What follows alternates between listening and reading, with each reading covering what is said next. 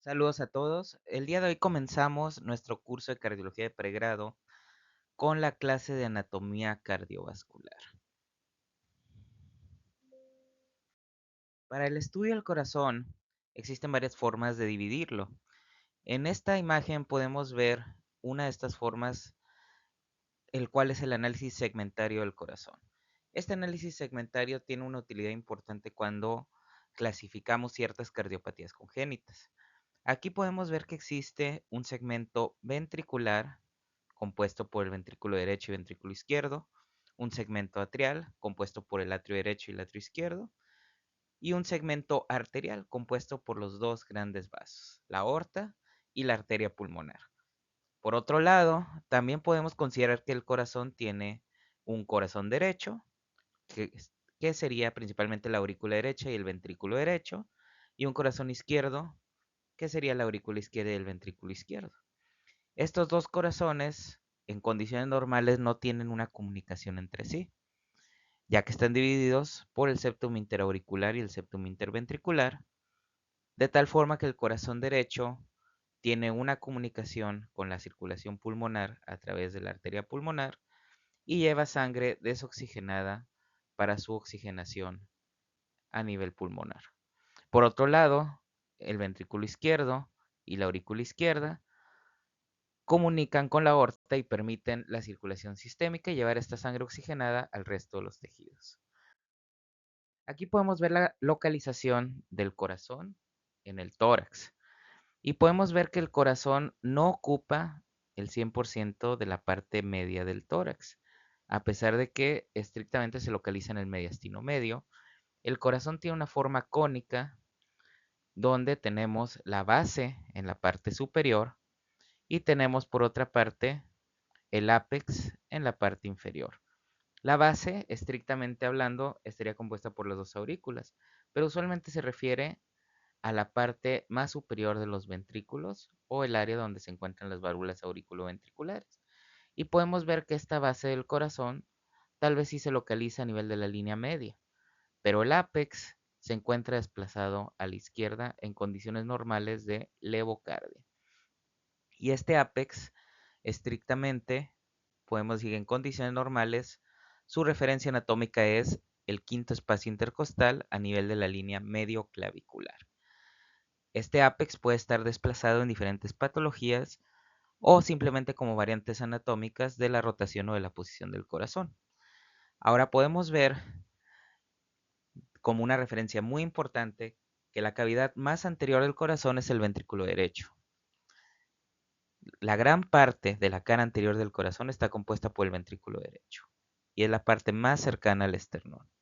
Por otro lado, el ventrículo izquierdo ocupa una posición más posterior, aunque la punta depende principalmente de este. Cuando hablamos de la parte del corazón que conecta con el diafragma, está compuesta principalmente por la cara inferior del ventrículo izquierdo. Esta es la también llamada cara diafragmática.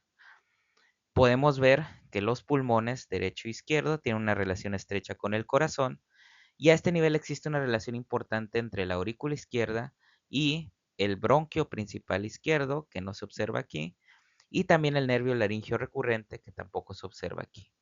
De igual forma, el esófago tiene una relación importante con la aurícula izquierda, de tal forma que las patologías que generan crecimiento importante de la aurícula izquierda pueden llegar a tener compromiso tanto el esófago como el nervio laringio recurrente y más característicamente podemos observar horizontalización del bronco izquierdo. Por otro lado, vamos a poder ver en la parte central, en el mediastino superior, los grandes vasos que en este momento se encuentran cubiertos de grasa. Ahora también, aunque alcanzamos a observar algo de grasa pericárdica y podremos observar el pericardio que tiene dos capas, el pericardio visceral y el pericardio parietal. Podemos ver que para que el corazón pueda funcionar adecuadamente tiene que estar cimentado sobre un esqueleto. Ese esqueleto le permite dar forma y ayuda a la función de las distintas válvulas y cavidades del corazón. Este esqueleto fibroso está compuesto por los anillos fibrosos derecho e izquierdo, que le dan soporte a la válvula aurículo-ventricular derecha, que sería la válvula tricúspide, y del lado izquierdo la válvula auriculoventricular izquierda, que sería la válvula mitral. También tenemos soporte para las válvulas semilunares, es decir, la válvula aórtica y la válvula pulmonar, las cuales regulan el flujo de sangre hacia los grandes vasos. Y este esqueleto fibroso se comunica con una porción membranosa con el tabique atrioventricular membranoso, el tabique interventricular membranoso y parte del tabique interatrial. Y a este nivel podemos tener distintos o algunos tipos de cardiopatías congénitas. Un concepto que me gustaría mencionar es el de la banda miocárdica helicoidal, descrita por el doctor Francisco Torres Guasp. Podemos decir que el miocardio ventricular se enrolla entre sí, lo cual permite realizar movimientos de torsión, horario o antihorario, dependiendo de la localización, que generan una mayor fuerza y efectividad en la circulación sanguínea dentro y fuera del corazón. Esto efectivamente puede reproducirse en estudios anatómicos y ha revolucionado el estudio de la mecánica ventricular.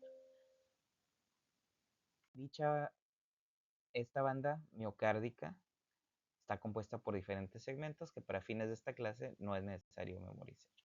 Ahora vamos a comenzar a hablar del segmento auricular, de la anatomía de ambas aurículas. Y para esto es importante mencionar que la caracterización de ambas aurículas es relevante para el estudio anatómico de diversas cardiopatías congénitas. Por lo tanto, identificar cuál es la aurícula derecha y su localización permite además determinar el situs.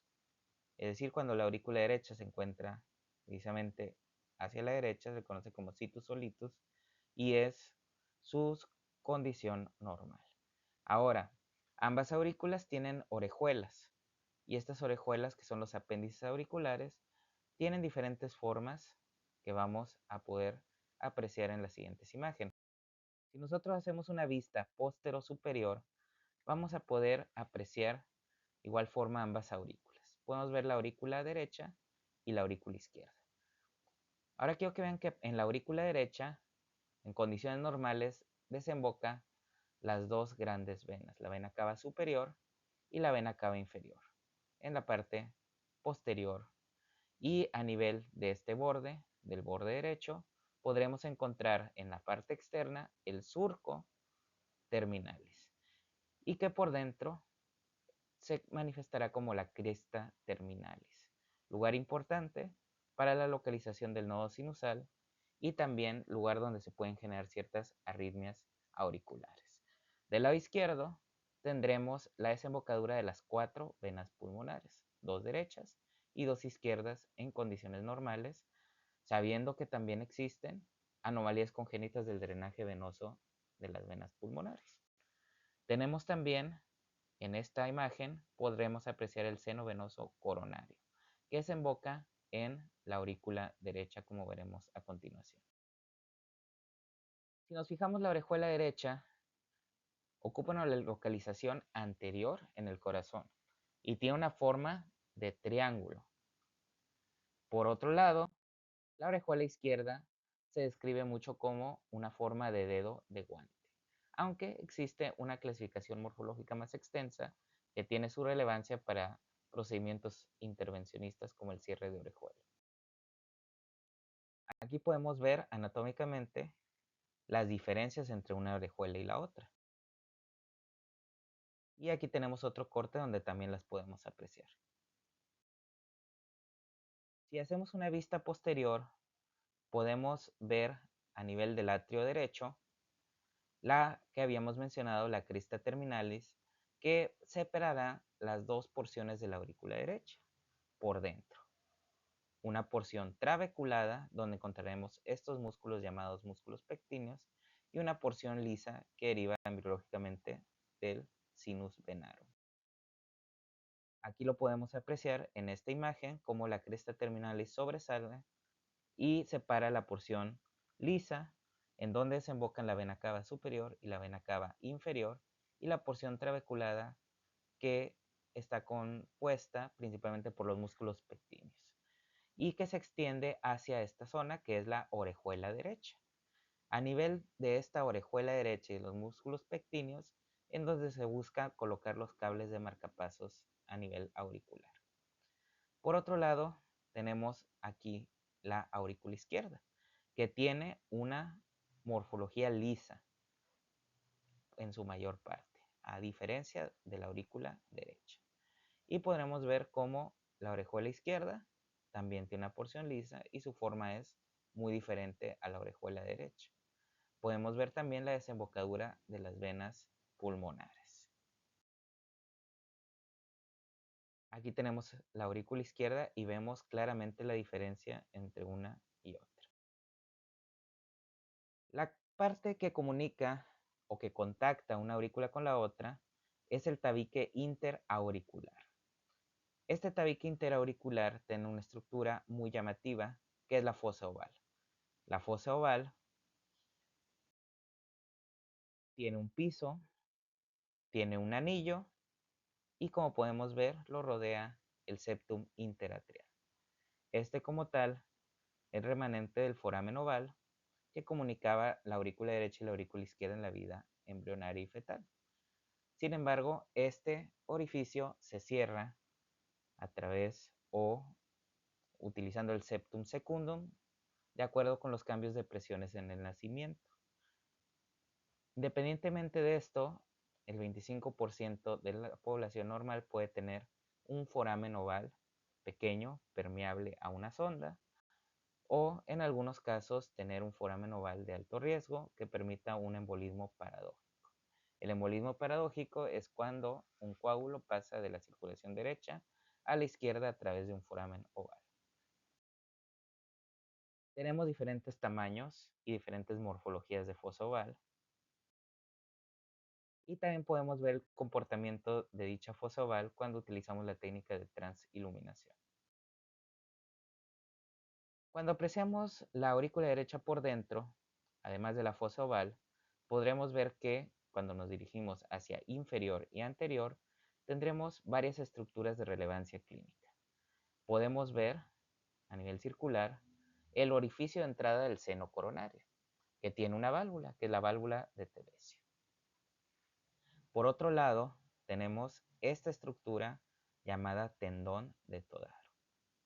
En donde desemboca la cava inferior, que no se observa en esta imagen, existe una válvula que es la válvula de Eustaquio. Sin embargo, a este nivel hay una estructura más relevante que es la valva septal de la válvula tricúspide. Cuando nosotros juntamos la válvula de Tevesio, que es el orificio de entrada del seno coronario, el tendón de Todaro y la valva septal de la válvula tricúspide, conformamos el triángulo de Koch. Y es a este nivel donde se localiza el nodo aurículo ventricular. Continuando con el estudio del septum interauricular, podemos ver las diferencias que existen entre cómo se ve el septum interatrial del lado derecho a cómo se ve del lado izquierdo. Y en el lado izquierdo tenemos principalmente un repliegue semilunar, es decir, la fosa oval pues no se ve de la misma manera y solo tenemos el repliegue semilunar. Y como podemos ver, las paredes son principalmente lisas, a diferencia de la aurícula derecha que tiene una porción trabeculada importante. Aquí podemos ver las diferencias entre una y otra por dentro. Pasando a la parte que une las aurículas con los ventrículos, pues tenemos las uniones atrioventriculares, que evidentemente están conformadas por las válvulas auriculoventriculares que son del lado derecho la válvula tricúspide y del lado izquierdo la válvula mitral. Las válvulas auriculoventriculares, estas válvulas están compuestas por las valvas, de las cuales la tricúspide tiene 3 valvas y la mitral tiene 2. Estas valvas están conectadas a nivel del anillo fibroso por las comisuras. Y el anillo fibroso le da un esqueleto para su funcionamiento. Sin embargo, en sus bordes tendremos las cuerdas tendinosas y los músculos papilares, que nos ayudan a tener un adecuado funcionamiento y que por lo tanto forman el famoso aparato subvalvular, el cual es sumamente relevante en múltiples valvulopatías. Podemos ver aquí anatómicamente en este corte la localización de ambas válvulas y podemos ver cómo se comportan en la diástole y en la sístole. En la diástole, por ejemplo, en esta imagen tenemos la válvula mitral. Por lo tanto, en la diástole esperaríamos que la sangre pase de la aurícula izquierda al ventrículo izquierdo y dicha válvula pues tiene que estar abierta. Al momento de ocurrir la sístole e incrementar las presiones intraventriculares, esa presión permite que ambas válvulas se cierren y en condiciones normales tendríamos la válvula anterior y la válvula posterior cerradas, impidiendo el paso de flujo desde el ventrículo hacia la aurícula. Y esto está regulado por la contracción de los músculos papilares y la relación de las presiones intracavitarias. Es sumamente importante la relación anatómica que existe entre las distintas válvulas. Para esto, quiero que vean cómo aquí, hacia la parte inferior de la pantalla, tenemos la parte más anterior del corazón. Y la válvula más anterior del corazón es la válvula pulmonar. Posteriormente, en la parte posterior de dicha válvula tenemos la aórtica. Y ambas se encuentran aproximadamente o cerca de la línea media. Después tendremos la válvula mitral y tricúspide que tiene una localización más posterior. Esto es relevante para distintos estudios y procedimientos cardíacos. Otra cosa sumamente relevante es que el anillo tricuspidio ocupa una localización más inferior que el anillo mitral. Y esto es una característica importante para el estudio y la identificación del ventrículo derecho en múltiples cardiopatías, sobre todo congénitas. Podemos ver que la válvula tricúspide está compuesta por tres válvulas, la anterior, la posterior y la septal. Y usualmente solo tiene un músculo papilar, aunque podemos tener algunos otros menos desarrollados. Aquí podemos ver la relación que existe entre estas tres válvulas y la relación que existe con el ventrículo derecho. Esta es la cara atrial de la válvula tricúspide y esta es la cara ventricular. Cuando vemos la válvula mitral, podemos ver que está compuesta por dos valvas, la anterior y la posterior. La valva anterior, que es la número 1, tiene una relación muy estrecha con la válvula aórtica, con una separación delgada y membranosa, conocida como la unión mitroaórtica, que es un área muy relevante para diversas patologías como las endocarditis y algunos procedimientos intervencionales. Aquí podemos ver cómo se ve la válvula mitral en un corte y podemos ver también los dos músculos papilares de la válvula mitral, que son el anterolateral y el posteromedial. Estos músculos papilares son muy relevantes y se pueden afectar, por ejemplo, en el infarto agudo de miocardio. ¿Sí? Del lado izquierdo tenemos dos músculos papilares, anterolateral y posteromedial. Aquí los podemos ver nuevamente.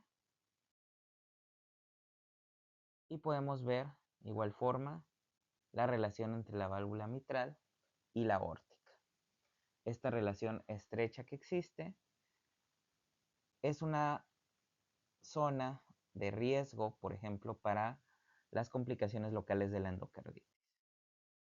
Tenemos la cara auricular de la válvula mitral y tenemos la cara ventricular de la válvula mitral.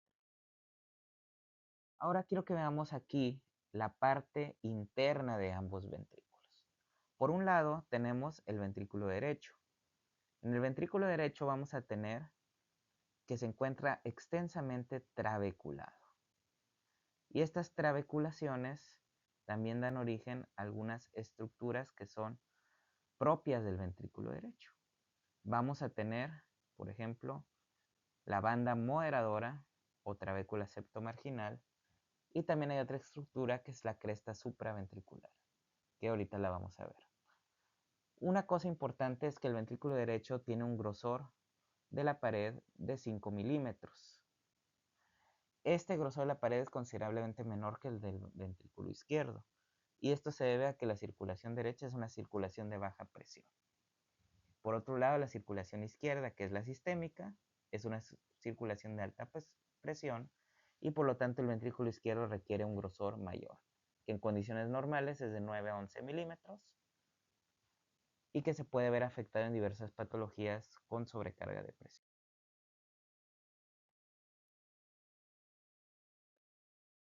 El ventrículo derecho y el ventrículo izquierdo tienen diferentes características de patrón de distribución coronaria que vamos a mencionar al final de la clase. Aquí podemos ver el ventrículo derecho y podemos ver dos estructuras relevantes. Una es la trabécula septomarginal o banda moderadora, que la podemos ver también en esta imagen, y conecta la porción septal con la cara lateral del ventrículo derecho y a través de la cual pasa la rama derecha de las de His. Esta banda moderadora también puede dar origen a ciertas arritmias ventriculares.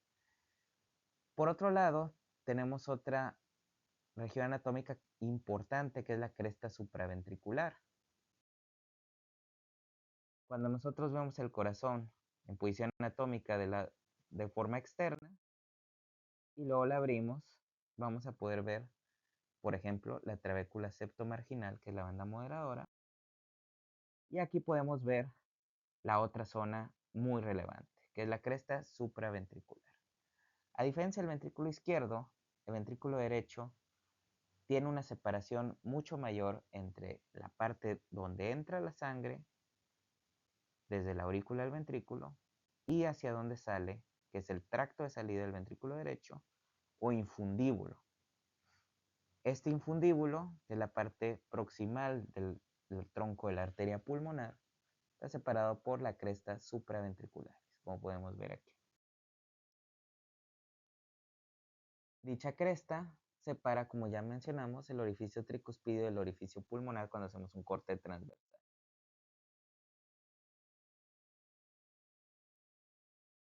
En el ventrículo izquierdo, por el contrario, vamos a tener una relación estrecha entre la válvula mitral y la aorta, como podemos ver aquí señalada la ya mencionada continuidad fibrosa mitroaórtica, lugar donde podemos encontrar múltiples patologías y podemos ver claramente la relación muy estrecha y muy cercana que existe entre la entrada de la sangre al ventrículo a través de la válvula mitral y la salida de sangre a través de la válvula aórtica.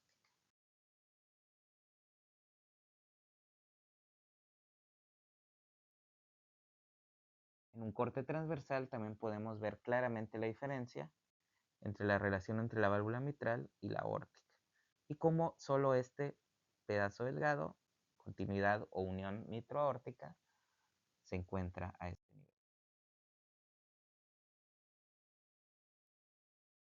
Aquí podemos tener un corte esquematizado y coloreado de las diferencias entre la relación entre los tractos de entrada y de salida de ambos ventrículos. Podemos ver cómo la válvula tricúspide pues tiene una relación, un tracto de entrada más grande, el septum de entrada. Luego tenemos toda la parte del septum trabecular y podemos ver una pequeña porción de septum membranoso y como toda esta porción verde, que es la cresta supraventricular, lo separa del septum de salida. Por otro lado, del lado izquierdo, tenemos un septum de entrada y un septum de salida muy cercanos el uno del otro y sin una separación franca como lo es la cresta supraventricular.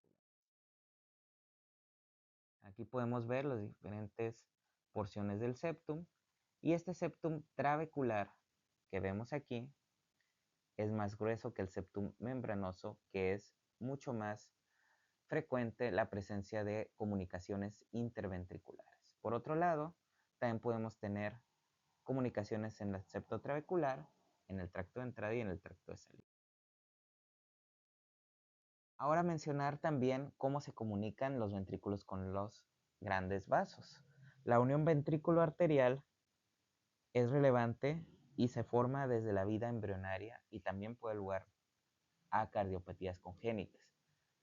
Tenemos que la arteria o el tronco de la arteria pulmonar tiene una posición más anterior que la aorta. Otra cosa relevante es que a pesar de que la arteria pulmonar nace del ventrículo derecho, su salida o su origen toma una dirección izquierda. Por otro lado, la aorta toma una dirección derecha y después el callado aórtico la lleva hacia la izquierda para dar lugar a la aorta descendente torácica. De tal forma que al momento de auscultar, el foco auscultatorio pulmonar se encuentra al lado izquierdo y el foco auscultatorio aórtico se encuentra al lado derecho.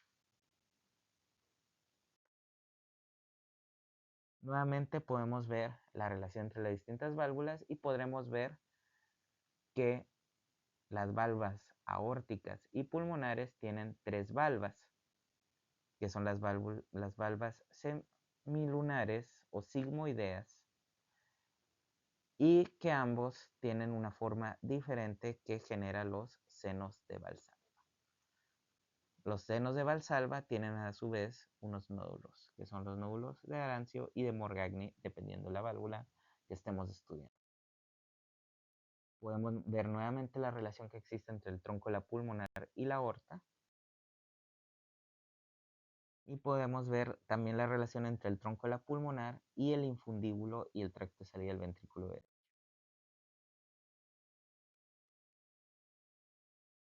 La aorta, una vez que nace del ventrículo izquierdo, que como ya mencionamos es posterior a la arteria pulmonar, toma una dirección derecha y posteriormente, a través del callado, cruza hacia el lado izquierdo.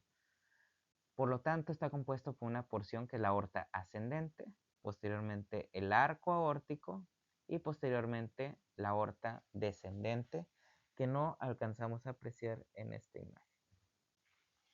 Tenemos también las ramas que nos da el callado aórtico, que son el tronco brachiocefálico, la arteria carótida común y la arteria subclavia izquierda. También es importante ver cómo las arterias coronarias nacen precisamente de la aorta a nivel de las valvas y más exactamente a nivel de los senos de Valsalva. De tal forma que las tres valvas de la válvula aórtica tienen su nombre. Una valva coronariana izquierda, una valva coronariana derecha y una valva no coronaria. Y estos orígenes de las coronarias izquierda y derecha tienen relevancia clínica, de igual forma en distintas patologías. Aquí podemos ver la relación que existe entre la aorta torácica y otras estructuras como el esófago y los pulmones.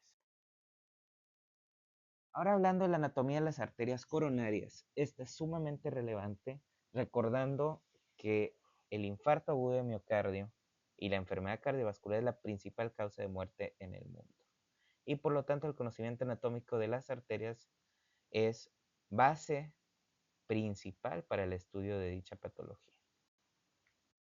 Aquí podemos apreciar precisamente el origen de las dos arterias coronarias, la arteria coronaria izquierda y la arteria coronaria derecha.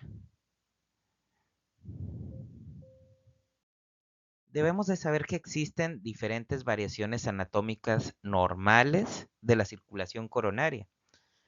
Y para esto tenemos que definir el concepto de dominancia. Usualmente el término dominancia se refiere a la arteria que da origen a la rama descendente posterior o interventricular posterior, que va a irrigar la mayor parte de la cara inferior del ventrículo izquierdo. La mayoría de los corazones, 90%, tiene una dominancia derecha, quiere decir que dicha arteria nace de la coronaria derecha. En el 10% de los casos nacerá de la circulación izquierda, de la circunfleja, y en algunos casos tendremos un patrón balanceado donde tendremos dos ramas diferentes, una de la coronaria derecha y otra de la circunfleja. Podemos ver algunos ejemplos de imágenes, pero iremos más específico a las diversas ramas y comportamiento de dichas arterias coronarias. Podemos ver cómo se ve por dentro antes del nacimiento de las distintas arterias coronarias. Y aunque vean estas estructuras que forman las distintas valvas de la válvula aórtica, que son los senos de Valsalva. Y a este nivel vamos a tener los orificios por donde nace la arteria coronaria. Tenemos una arteria coronaria derecha a nivel de la valva coronariana derecha, un orificio para la coronaria izquierda en la valva coronariana izquierda, y tenemos una valva que es la valva no coronariana. Usualmente el orificio de la coronaria derecha es ligeramente más superior que el de la coronaria izquierda. La coronaria derecha tiene varias ramas. En general se puede decir que la mayoría de los casos da la rama del nodo sinusal. En 55% de los pacientes tendremos posteriormente una rama infundibular derecha, la arteria del cono, una rama marginal derecha que va por el borde derecho del corazón, y tendremos también la rama interventricular posterior o descendente posterior. A su vez que también tenemos estas ramas que son el ramo posterolateral, que son los ramos terminales de la coronaria derecha. También mencionar que existe la rama del nodo atrioventricular que nace de la coronaria derecha en el 90% de las pacientes. Aquí podemos ver el trayecto que toma la arteria coronaria derecha, como tenemos la rama del nodo sinusal como primera rama, tenemos una rama que es la rama del cono o rama infundibular derecha y que se une con una rama similar de la descendente anterior para formar una estructura llamada anillo de Vieussens. Tenemos una rama marginal derecha que va a correr a través del borde derecho del corazón y que podemos apreciar también a este nivel. De tal forma que la rama principal va a través del surco auriculoventricular o cruz del corazón. Finalmente, la coronaria derecha, a este nivel, en el trayecto de la cruz del corazón, dará lugar a la rama interventricular posterior o mejor conocida como descendente posterior, y a estas ramas que es la rama posterolateral, aunque aquí se menciona con un nombre diferente.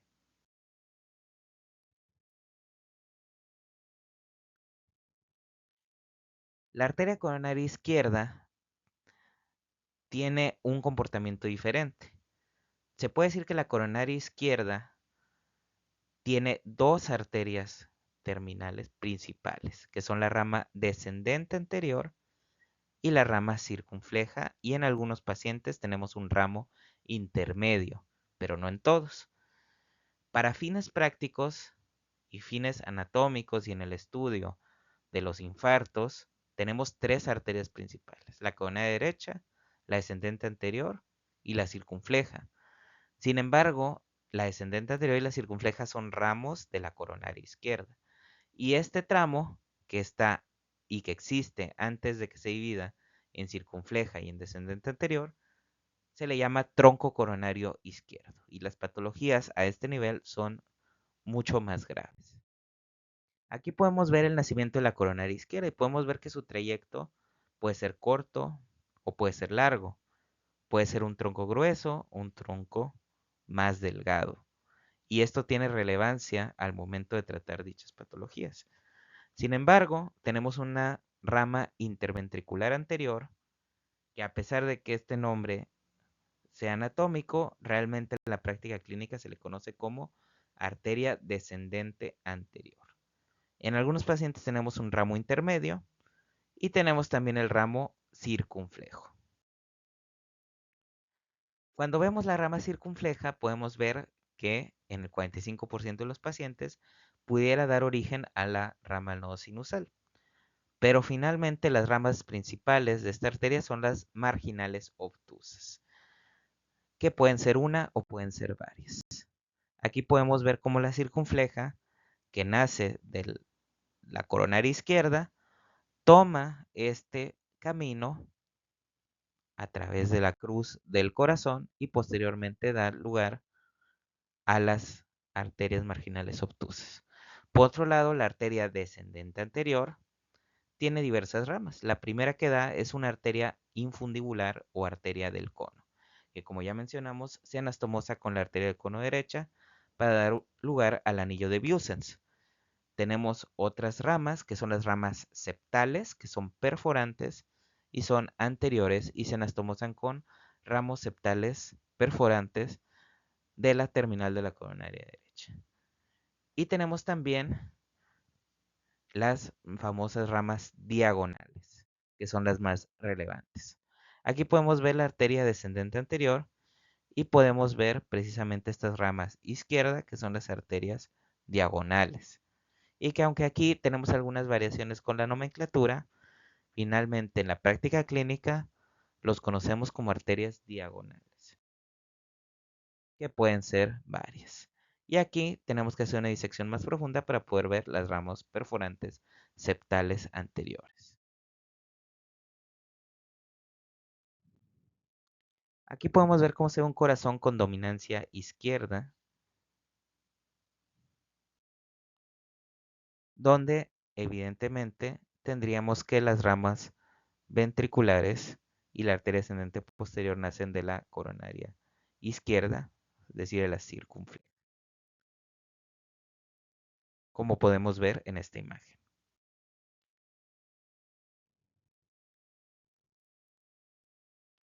Tenemos también un patrón balanceado, donde tenemos ramas posteriores tanto de la circunfleja como de la coronaria derecha, irrigando la parte más inferior del ventrículo izquierdo.